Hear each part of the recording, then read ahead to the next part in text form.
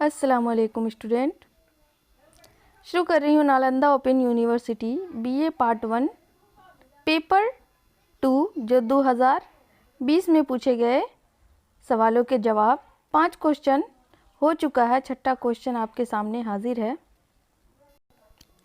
سوال نمبر 6، مثنوی سحر البیان کے مرکزی کرداروں پر روشنی ڈالیے۔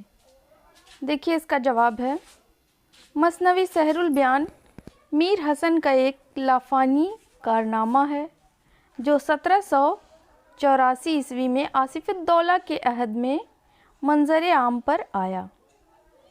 میر حسن کے زمانے کو آج کے زمانے سے مقابلہ کرائیے تو بہت سی چیزیں بدلی ہوئی نظر آتی ہیں، مگر ان کی مثنوی آج بھی دلچسپی سے بھری پڑی ہے۔ مولانا محمد حسین آزاد نے درست فرمایا ہے کہ زمانے نے اس کی سحر البیانی پر تمام شعراء اور تذکرہ نویسوں سے مختصراً محضر شہادت لکھوایا۔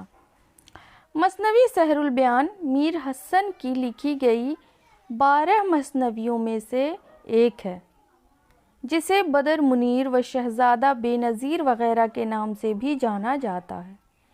یہ مثنوی بحر متقارب، مخصور یا محذوف یعنی فعولاً فعولاً فعول میں لکھی گئی ہے۔ یہ بحر کے بارے میں بتایا گیا ہے۔ سحر البیان ایک عشقیہ مثنوی ہے۔ اس میں شہزادہ کے بارے میں تذکرہ کیا گیا ہے۔ بے نظیر اور شہزادی بدر منیر کے عشق کی داستان بیان کی گئی ہے۔ سحر البیان کے قصے میں کوئی جدت نہیں ہے، البتہ میر حسن نے اس عہد کی تصویر کشی اور معاشرت کی بھرپور عکاسی کی ہے۔ کردار نگاری بہت ہی خوبصورت طریقے سے کی گئی۔ میر حسن نے بہت فنی طریقے سے لکھا ہے، کوئی جدت نہیں ہے، البتہ میر حسن نے اس عہد کی تصویر کشی اور معاشرت کی بھرپور عکاسی کی ہے۔ اس مثنوی میں بہت سی مرکزی کردار ہیں، مگر ان میں سے 6 بہت اہم ہیں اور ان کی پیشکش قابل تعریف ہے، یعنی 6 جو ہے قابل تعریف ہے اور اس کو زیادہ معروف قرار دیا گیا ہے۔ ہر کردار جیتا جاگتا اور مکمل نظر آتا ہے۔ نجم النساء کا کردار ان سب میں زیادہ جاندار اور دلکش ہے، کیونکہ نجم النساء جوگن بنتی ہیں، اپنے محبوب کی یاد میں جنگل میں بھٹکتی رہتی ہیں، ان کے بارے میں پوری تفصیلات بیان کی گئی ہے اس مثنوی میں۔ جذبات نگاری میں میر حسن نے خاص طور پر مہارت کا ثبوت دیا ہے، یعنی اس کی جذبات کے بارے میں، اس کے ایموشنل کو بھی ظاہر کیا ہے۔ مکالمے ایسی فطری زبان میں ادا ہوئے ہیں کہ ان سے کرداروں میں جان پڑ گئی ہے، یعنی کافی جاندار کردار کو پیش کیا گیا ہے اس مثنوی میں۔ میر حسن نے بڑی چاپقدستی سے پوری تفصیلات اس میں بیان کی ہے، مثنوی کے ذریعے یعنی ساری جذبات کو واضح طور پر پیش کیا ہے۔ میر حسن نے اس مثنویوں کو مختلف قصوں اور داستانوں سے لیے ہیں، مگر انہیں اس خوبی اور اسلوب سے پیوست کیا ہے کہ ایک جان ہو گئے ہیں اور ہر جگہ توازن کا خیال رکھا ہے۔ اس طرح ایک مربوط پلاٹ تیار ہوا ہے۔ مثنوی میں جن دیو اور پری بھی نظر آتی ہیں۔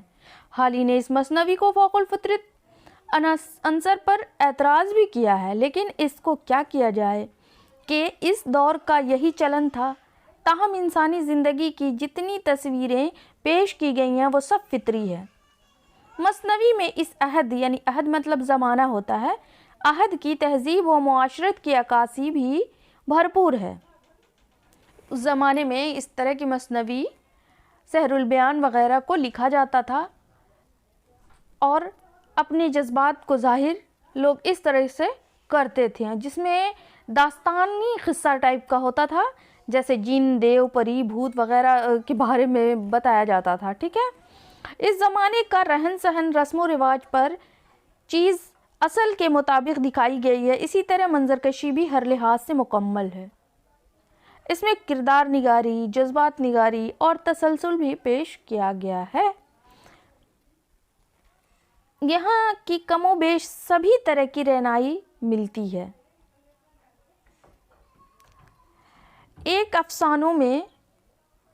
अफसानों मसनवी के लिए ज़रूरी ख्याल की जाती है, लेकिन इसकी दिलकश का राज दरअसल उसकी रंगीन बयानी, मानी, आफरीन, कनायाती वग़ैरह पूरी तरह से मिलती है। असलूब, लफ्ज़ी सनाई और एजाज नवीसी में पोशीदा मौजूद है। इन औसाफ में भी इख्तिसार एजाज का वस्फ़ इम्तियाज़ निशानदही की है। सहरुल बयान उर्दू की इन जिंदा जाविद मसनवियों में से है जो हर ज़माना में अवाम और ख़ास में यकसां तौर पर मकबूल रही है। तो ये था मसनवी सहरुल बयान यानी मीर हसन का लिखा हुआ, आपके सामने पेश किया गया है। इस मसनवी के ज़रिए लोगों को पूरी पुरानी दास्तान को यहाँ पर पेश किया गया है, जो इश्क़िया भी हैं, जिन, देव, परी सभी के बारे में पूरी तफसीलात दी जाती है। तो ये था छठा क्वेश्चन। अब सातवां क्वेश्चन लेकर जल्द ही हाजिर होंगी। बच्चे की फरमाइश हो रही है और एग्ज़ाम, ज़ाहिर सी बात है एग्ज़ाम भी करीब है। जो बच्चे एग्ज़ाम के प्रोग्राम को अभी नहीं देख पाए हैं वो मेरे चैनल पर देख लें और मेरे चैनल को प्लीज़ सब्सक्राइब कर लें। वीडियो को अगर अच्छी लगे तो लाइक ज़रूर करें और अगर दोस्तों में ज़रूरी हो तो शेयर भी करें। मिलती हूँ नेक्स्ट वीडियो में। अल्लाह हाफिज़।